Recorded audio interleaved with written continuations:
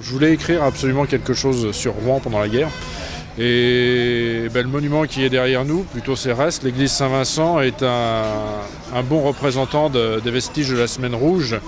Semaine Rouge au cours de laquelle plusieurs centaines de pompiers venant de partout ont été impliqués dans le combat contre les flammes à Rouen.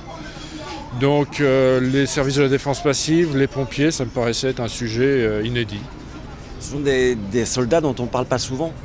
Tout à fait, on n'en parle pas du tout. Il n'y a que les plaques qui sont disséminées ça et là dans les rues qui rappellent que les pompiers ont payé leur tribut pendant la guerre. Des héros méconnus malheureusement, oui, donc ceux de Rouen en particulier qui étaient les premiers sur le terrain, ceux de l'agglomération proche qui étaient appelés en premier renfort.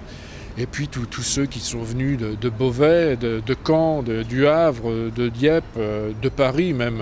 Près de 450 pompiers sont venus de Paris lors de la Semaine Rouge pour lutter aux côtés des équipes donc des centres cités, mais aussi de centres plus modestes comme Le Trait, la Mailleraie-sur-Seine, Longueville-sur-Scie, Fontaine-le-Bourg et Montville qui a eu deux pompiers tués le 31 août 1944 à Rouen.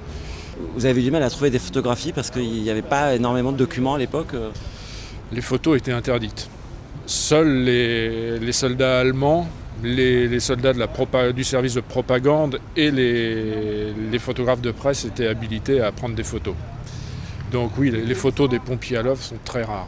Célèbre la libération de Rouen, mais d'autres communes aussi en Normandie. Oui, la libération, notamment les bombardements de fin août 1944 sur les quais sont liés à la libération, plutôt au repli des troupes allemandes. Et c'est vrai que les Canadiens sont rentrés dans Rouen alors que les quais fumaient encore et que le corps de sapeurs-pompiers de Rouen pleurait un des siens, le sapeur Jouy.